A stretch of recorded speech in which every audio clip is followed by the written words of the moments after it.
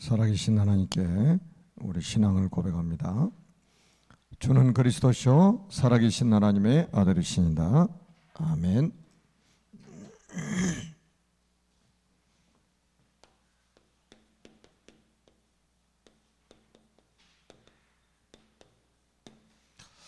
오늘은 제목이 인생개혁입니다.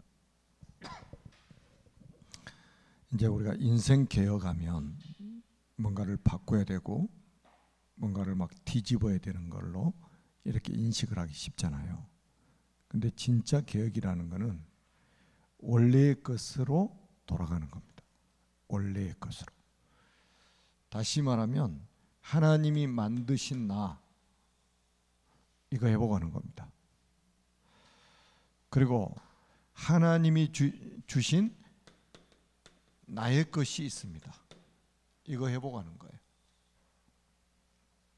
그리고 하나님이 주신 나의 현장이 있습니다. 이거 해보가는 것이 개혁입니다. 뭘 막 뒤집고 하는 게 아니에요. 원래의 것을 해보가는 거.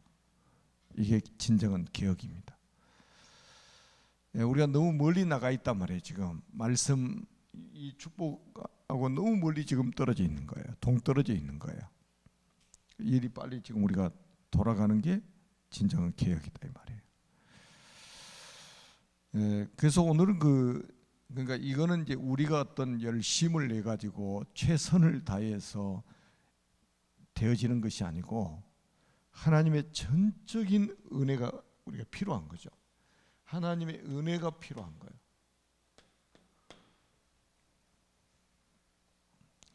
그러니까 항상 우리는 복음과 종교 여기에 대해서 분명한 선을 가지고 있어야 돼요. 종교라는 것은 우리 인간이 노력해야 되는 거예요. 뭔가 막 최선을 다해서 이 막 신의 감동을 주는 이런 측면이란 말이에요. 그런데 복음은 그게 아니에요. 모든 것이 하나님께로부터 시작이 되는 거예요. 하나님이 주시고 하나님이 이루시고 하나님이 하시는 거예요. 그걸 복음이라고 하는 거예요. 그래서 우리가 우리가 늘 지금 말씀 붙잡고 있는 게 히브리서 4장 16절 아닙니까? 때를 따라 돕는 은혜. 이게 우리에게 필요하죠. 우리가 오늘 새벽에 예배드릴 때 주는 은혜가 있고 오늘 밤에 예배드릴 때 주시는 은혜가 있고 여러분이 낮에 현장에서 말씀을 묵상하고 기도할 때 주신 은혜가 있고 다 다르단 말이에요. 때를 따라 돕는 은혜. 그거를 얻기 위해서 하나님의 은혜의 보좌 앞으로 담대히 나가는, 우리는 은혜의 보좌 앞으로 담대히 나가는 이런 축복을 누려야 된다 이 말이죠. 그래서 먼저 우리가 보아야 될 것은 뭐냐면 불신자 상태입니다. 먼저 보아야 될 게 뭐냐? 불신자 상태예요. 자, 모든 인생의 뿌리는 창세기 3장의 저주로부터 시작이 되었다는 거예요. 창세기 3장 1절에서 20절에 보니까 우리 인생의 모든 저주, 재앙은 창세기 3장으로부터 시작됐다는 겁니다. 이걸 우리는 원죄라고 하잖아요. 원죄. 세상의 어떤 교육기관에서도 알려주지 않아요. 원죄 사건은. 몰라요. 알 수가 없어요. 오직 성경에만 기록되어 있기 때문에 완전히 이거는 사단이 감춰버린 거예요. 여러분 대학까지 나온 사람이 창세기 3장 알아요? 원죄가 뭔지 알아요? 모른단 말이에요. 모든 멸망의 시작이 창세기 3장인데 그리고 모든 사람의 출생부터 죄악 중에서 태어납니다. 시편 51편 5절에 다윗이 고백했잖아요. 우리는 죄악 중에 태어난단 말이에요. 죄악 중에 출생부터 우리는 이 원죄를 가지고 태어난다는 말이에요. 그러니까 사람들 어린아이가 죽으면 아니 저 어린아이가 무슨 죄가 있겠냐, 그러니까 저 아이는 분명히 좋은 데 갔지, 천국에 갔지, 이렇게 말합니다. 특히 천주교 같은 데는 그래요. 유아림보라고 그래가지고 어린이는 무조건 죽으면 천국이요. 뭐 지은 죄가 있어야 지옥까지, 이럽니다. 그 영적으로는 이렇게 무지한 거예요. 그래서 늘 제가 반복해서 말씀해요. 제 이야기가 아니고 성경 말씀. 사람이 태어나서 가장 먼저 필요한 게 뭐냐? 그리스도다, 이 말이에요. 왜? 죄악 중에 출생하기 때문에 그래요. 이 원죄 이야기예요. 원죄를 가지고 태어난다니까요. 태어날 때. 그러니까 태어나자마자 그 아이에게 필요한 것은 그리스도의 복음이에요. 가장 먼저. 고양이 새끼는 복음이 필요 없어요. 그런데 사람으로 태어난 이상 복음이 필요하단 말이에요. 뭐 생일잔치, 돌잔치, 뭐 아니 돌도 생일이지. 백일잔치, 돌잔치 뭐 다 좋아요. 근데 그건 안 해도 괜찮아요. 근데 정말로 이 그리스도의 복음은 반드시 전달이 돼야 됩니다. 조금 전에 전사님 기도할 때도 아들네, 사밧, 엘리사로 이어지는 언약 전달 한번 보세요.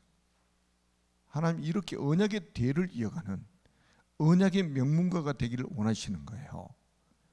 이 죄악 중에 출생해가지고 이 문제, 원죄 문제 해결할 수 있는 이름이, 그 단어가 그리스도란 말이에요. 그래서 우리가 이제 지금 그 렘넌트들에게 언약 전달하고 있는 부모들과 교사들을 위해서 하루도 빼뜨리지 않고 제가 기도하거든요. 너무 중요한 사람들이기 때문에. 하나님을 떠난 자의 신분, 하나님을 떠난 자의 신분이 뭐냐? 요한복음 8장 44절. 예수님이 직접 말씀하셨어요. 너희는 내 아비 마귀의 자녀라고.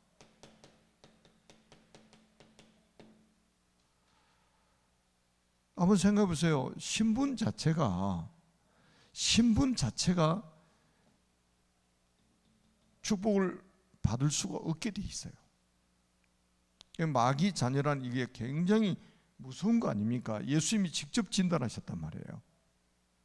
하나님을 떠난 자의 신분, 이 죄 문제가 해결 안 된 사람의 신분은 마귀의 자녀다. 그러니까 이 마귀 자녀가 결국 구원받으려면 마귀를 이길 수 있는 분이 오셔야만이 구원받을 수 있게 되는 거예요.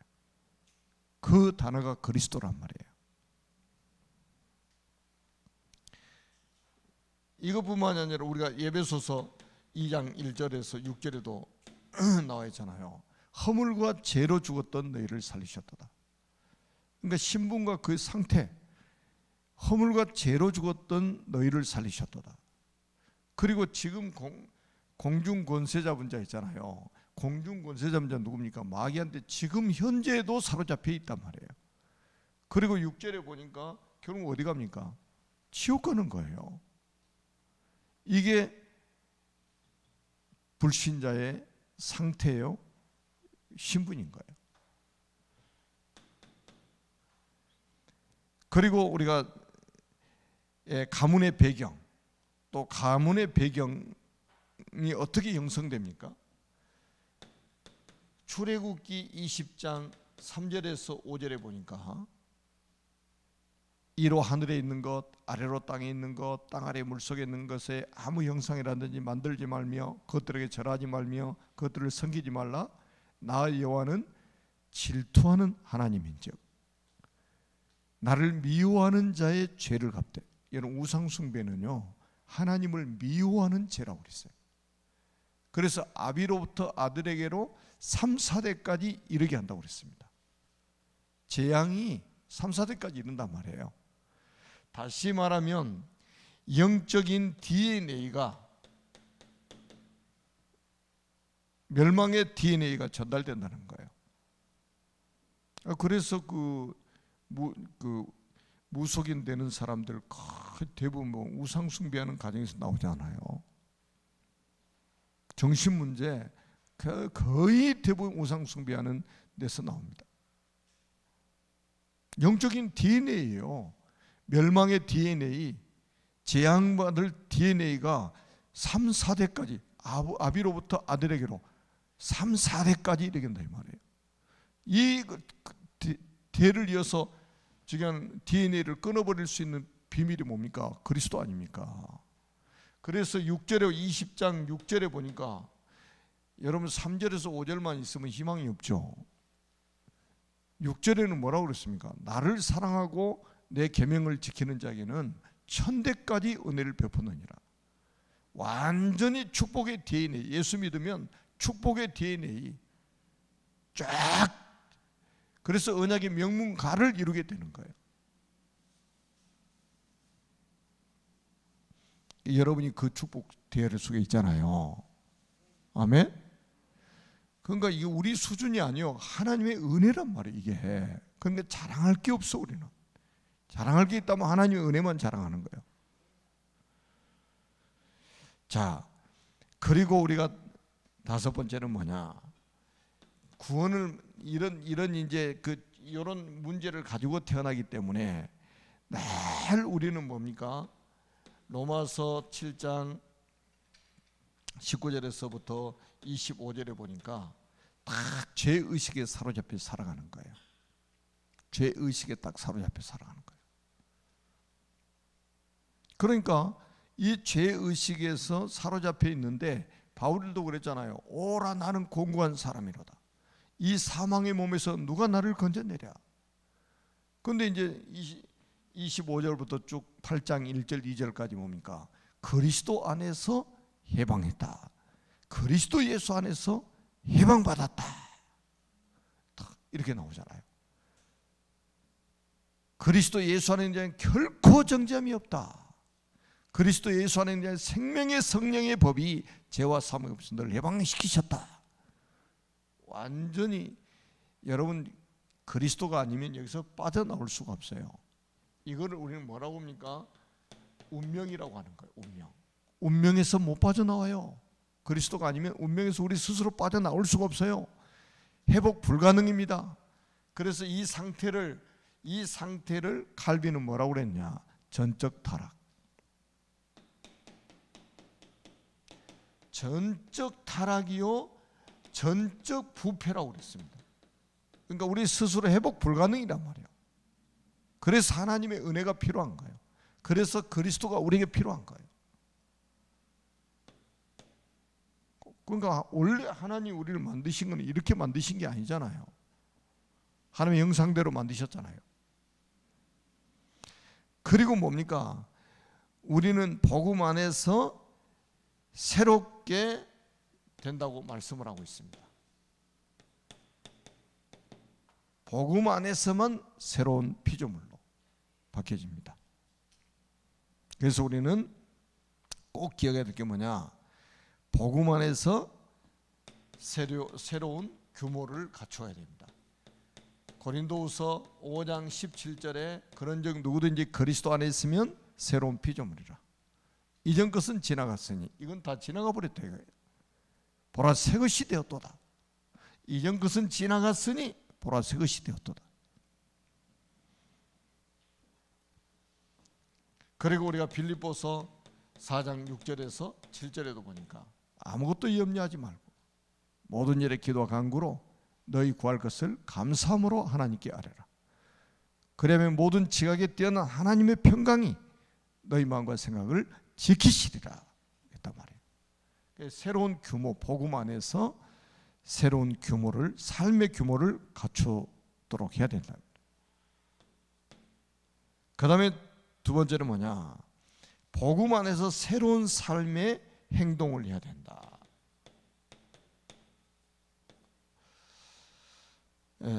누가복음 5장 1절로 11절입니다.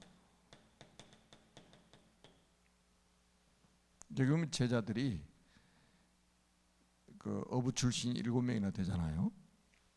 배 타고 가서 이제 고기를 막 이제 잡고 있는데 예수님이 거기 오신 거예요. 고기 잡았냐? 그러니까 다 밤새 수고했지만 한 마리도 못 잡았습니다. 그러니까 예수님이 4절에 뭐라고 그러냐, 깊은 데로 가서 그물을 내려라. 그러니까 7절에 아니 뭐라고 그러냐, 5절에 보니까 시몬이 대답하여 이르되 선생님 우리들이 밤이 새도록 수고해서 잡은 것이 없지만은 말씀에 의지하여 내가 그물을 내리리이다. 말씀에 의지하여 그물을 내리리이다. 그러니까 왜 우리가 말씀에 왔습니까? 말씀에 의지해서 내가 행동하겠습니다 이거잖아요. 그러니까 이거 말씀이 정리가 딱 되는 사람은요, 빗나갔다가도 바로 회복이 되는 거예요. 빗나갔다가도 바로 회복이 돼요. 왜? 말씀이 우리를 붙잡고 있거든요.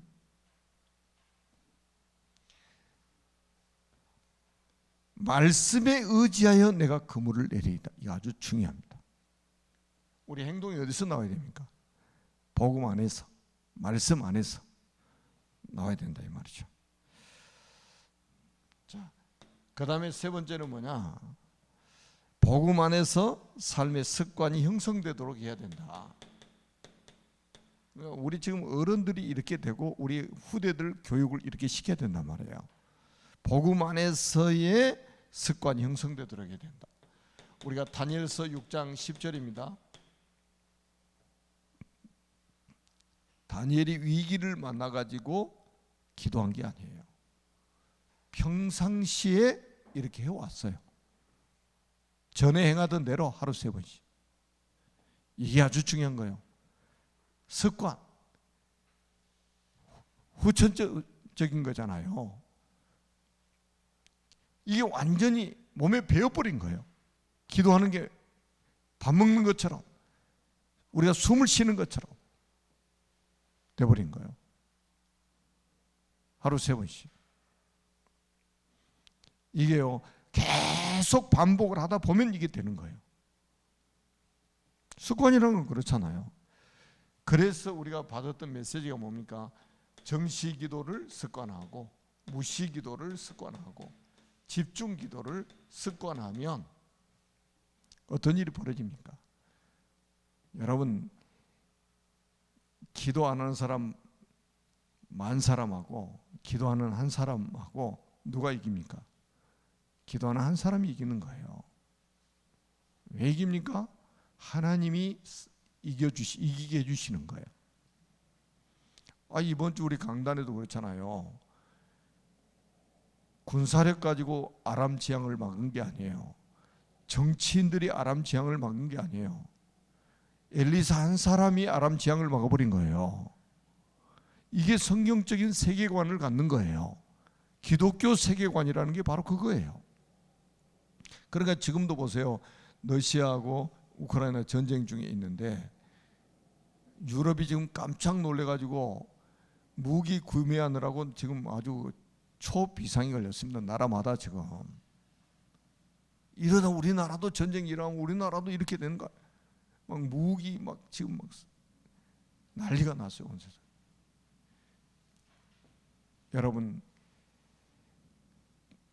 모세가 이스라엘 민족을 애굽에서 출애굽시킬 때 군사력 가지고 했습니까? 아니에요. 지팡이 하나 들고 들어갔어요. 완전히 민간인 지팡이 하나 들고 들어가서 세계 최강의 애국 군대를 꺾어버렸다니까요. 이게 기독교 세계관이요. 성경적인 세계관. 예수를 믿어도 성경적인 세계관을 안 믿거든요, 사람들이. 그래서 여러분 대한민국의 정치인들, 저 국회의사당에 있는 300명의 국회의원, 안 그러면 우리 국무위원들 보다 중요한 사람들이 여러분들입니다. 언약 가진 여러분, 기도하는 여러분들이 더 중요해요. 여러분, 우리나라가 6.25 1950년 6월 25일 날 전쟁이 터졌잖아요. 그래서 계속 이제 중공군에 의해서 이제 밀려가지고 저 부산만 딱 남았단 말이에요. 부산만. 근데 그때 부산만 빼앗기면 우리나라가 지금 북한처럼 살고 있겠죠. 지금 북한처럼. 북한 좋아하는 사람들이 그렇게 많아, 우리 대한민국에. 제 생각에는 딱 그냥 북한 좋아하는 사람 북한으로 보내고 우리 한국 좋아하는 사람 한국으로 오게 만들어가지고 그렇게 살게 했으면 참 좋겠다는 생각이 들어요. 이런 공산주의가 성공한 나라에 있습니까? 지구상에? 왜 공산주의 실패냐? 여러분 그 스탈린하고 그 김일성이가 하늘에다 권총을 쏴대면서 하나님 죽었다고 그래요. 신은 죽었다고 그러죠. 그러니까 하나님이 살아계시다는 걸 증명하셔야 되잖아요. 그래서 공산주의 망하게 하시는 거예요. 저 북한에 보세요. 우리나라는 매년 한 20년 이상 풍년 들어가지고 쌀이 나무 들어서 농사 짓지 말라고 그러잖아요. 농사 안 지으면 돈 준다고. 북한은 아무리 심어도 안 된다니까. 지구상이 아주 거지 국가 돼버렸잖아요. 뭔 이야기 하려고 그러냐. 6.25 때 부산만 딸랑 남았는데 그때 길선주 목사님이라는 이런 분들을 주축으로 해가지고 막 중직자들하고 막 성도들이 새벽에 기도하기 시작한 거예요. 왜? 이제는 뭐 풍전등화 아닙니까? 거기서 교회가 막 기도를 시작한 거예요. 항상 위기에 강한 남자들이 위기에 강한 여자들이 누구냐? 기독교인들이요. 그 기도를 하는데 하나님이 어떻게 응답하시냐? 메가더 장군이 인천 상륙 작전을 한 거예요. 그래가지고 지금 우리나라 대한민국이 자유 대한민국으로 남았잖아요. 누구 작품입니까 이게? 하나님의 작품이라니까요. 여러분 이번 이제 돌아오는 주일에도 희석이 임한 보좌인데 한번 생각해 보세요. 희석이 한 사람이 기도했는데 하나님이 주의 천사 하나를 보내가지고 18만 5천 명의 아수르 군사를 송장으로 만들어버렸다고 성경에 기록되어 있잖아요. 열왕기하 19장 35절에. 이게 기독교 세계관이라 이 말이에요.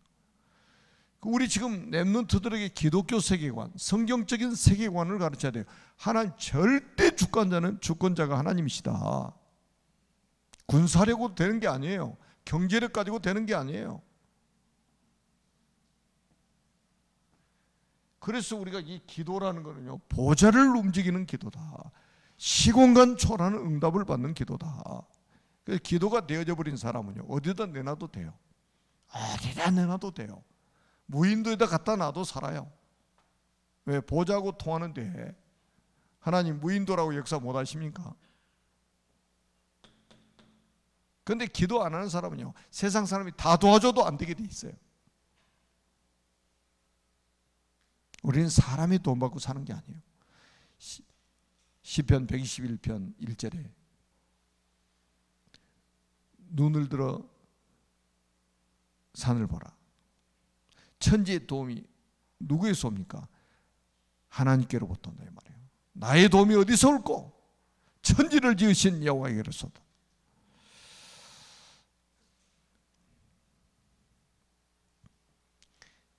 제가 시편 18편 1절을 참 좋아했어요. 옛날에. 나의 힘이 되신 여호와여, 내가 주를 사랑하나이다. 나의 힘이 되신 여호와여, 내가 주를 사랑하나이다. 그러면서 우리는 복음 안에서 새로운 삶의 인격을 형성하도록 해야 됩니다. 사람의 인격이라는 거 굉장히 중요하거든요. 인격, 인품이라는 게 아주 굉장히 중요해요. 예수 믿어도 되게 악한 사람들 많아요. 예수 믿어도 아주 사기치고 교회 안에서도 막 사기친다니까. 장로님이 막 건축하다가 막 건축비 막 다 빼돌려 가지고 막 교회에 큰 문제 일으키고 막 그런단 말이죠.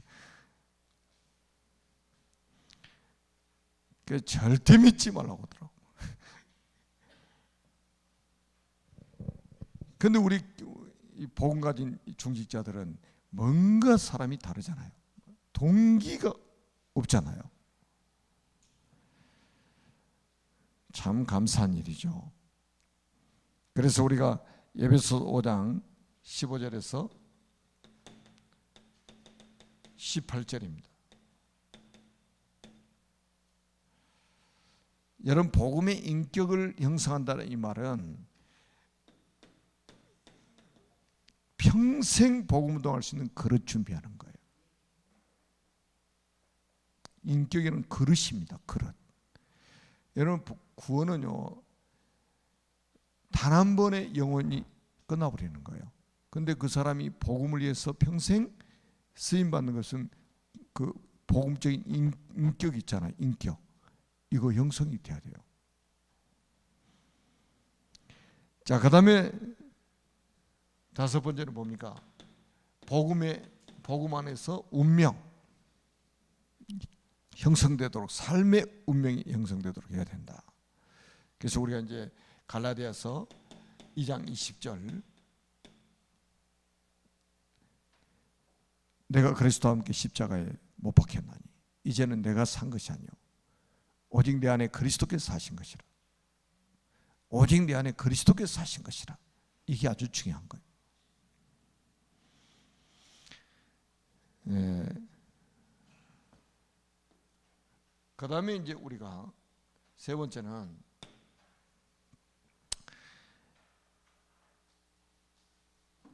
소유할 수 있는 사람으로 만든다. 하나님이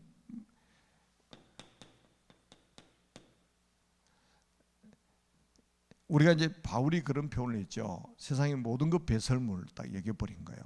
여러분, 세상의 모든 것이 배설물로 여겨지면 그게 나중에 복음을 위해서 다 쓰여집니다. 그 사람이 가지고 있는 인격, 그 사람이 가지고 있는 경제, 그 사람이 가지고 있는 지식, 그 사람이 가지고 있는 재능, 이게 전부 다 나중에 복음을 위해 쓰여지게 되는 거예요. 자, 첫째는 뭐냐? 축복을 소유할 수 있도록 해야 돼. 축복을 소유할 수 있도록. 여러분, 성경을 이제 집에 가서 한번 찾아보세요. 열왕기하 4장 1절에 7절입니다.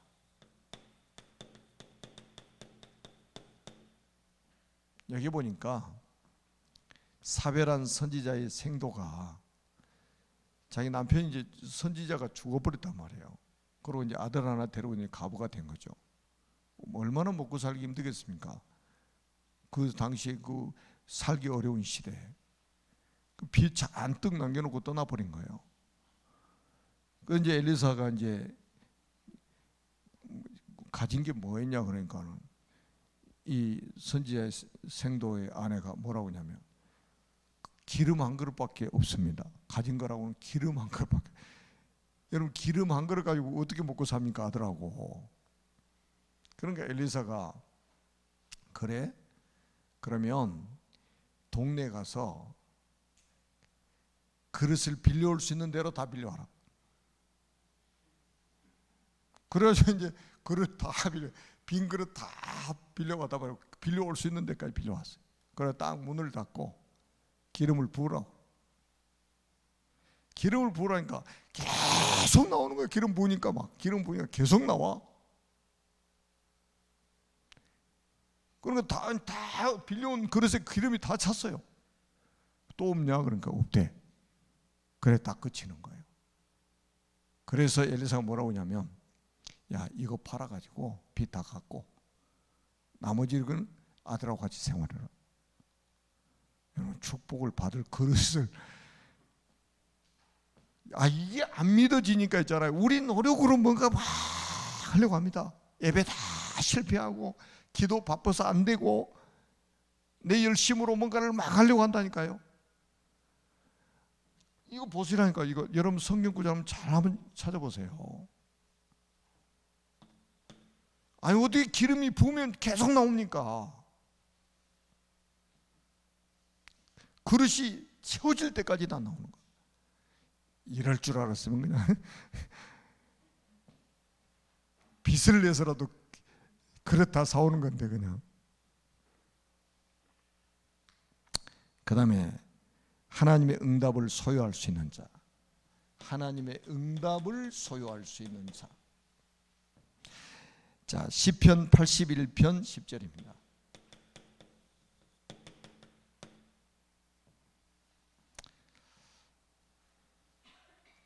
그러니까 저는 제 개인적으로 제가 주님을 인격적으로 만나고 나서 나 돈 없다, 나는 돈 없어서 못 살겠다 해본 적이 없어요. 진짜입니다. 저는 한 번도 그렇게 말을 해본 적이 없어요. 내가 교통비가 없으면 걸어 다니면 되지. 먹을 양식이 없으면 금식하면 되지. 누구한테 돈 빌리러 가야 되겠다 생각해 본 적이 없어요. 여러분 있잖아요. 우리가 말하는 거 이거 굉장히 중요합니다. 말하는 거 아주 굉장히 중요해요. 어떤 사람은 항상 없다는 거예요. 그럼 죽을 때까지 없어요, 진짜. 하나님이 채워주신다니까요.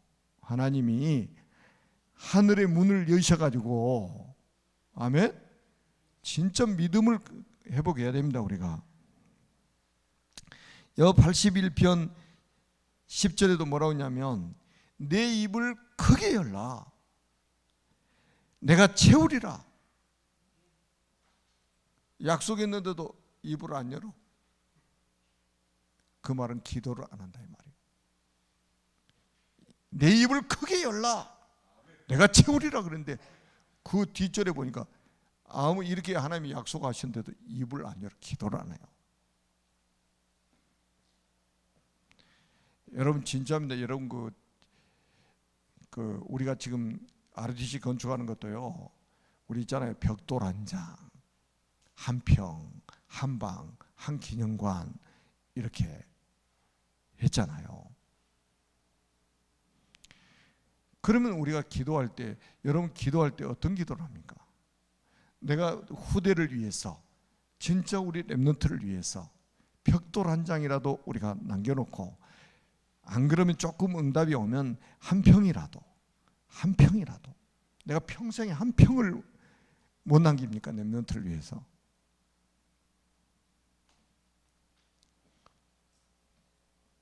저도 이제는 세금을 내기 때문에 교회에서 이제 저기를 떼주잖아요. 작년에 제가 헌금한 거 보고 좀 깜짝 놀랐어요. 우리 교회 전 예산의 수입 예산의 10분의 1 이상을 했더라고요. 돈이 어디서 생겼는지 난 모르겠어. 교회 컴퓨터에서 빼준 걸 보니까 그렇더라고요. 나는 590만 원인 줄 알았어. 근데 우리 집사람이 따졌다니까 왜 그거밖에 안 했냐고.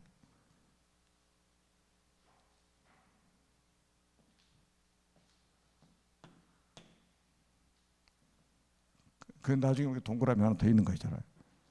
숫자가 너무 약해가지고 내가 이런 건 자랑이 아니잖아요. 자, 그리고 우리가 하나님의 성공을 소유할 수 있는 자가 되어야 된다.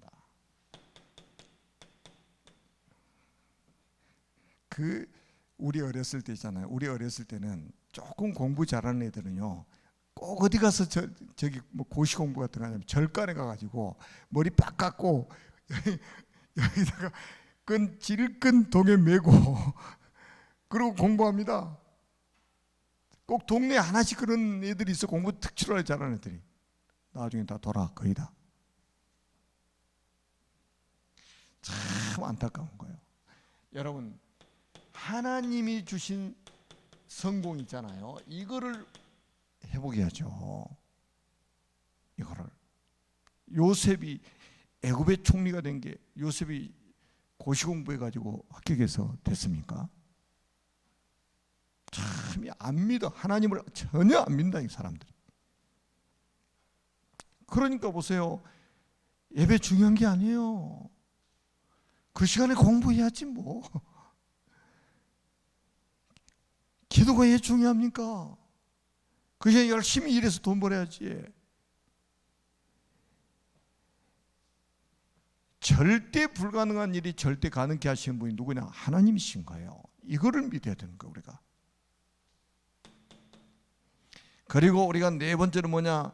이것을 위해서 기도하면서 공부하며 우리가 이 영적인 사실을 보도록 해야 된다. 시편 78편 70절에서 72절입니다.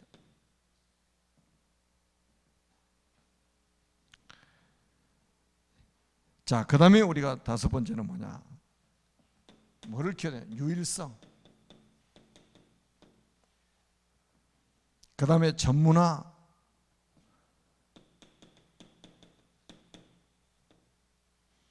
그 다음에 세계화. 복음화. 되어지도록 해야 됩니다. 사도행전 1장 8절입니다. 오직 성령이 너에게 마시면 너희가 권능을 받고 예루살렘과 온 유대와 사마리아와 땅끝까지 이르러 내 증인이 되리라 하시니라.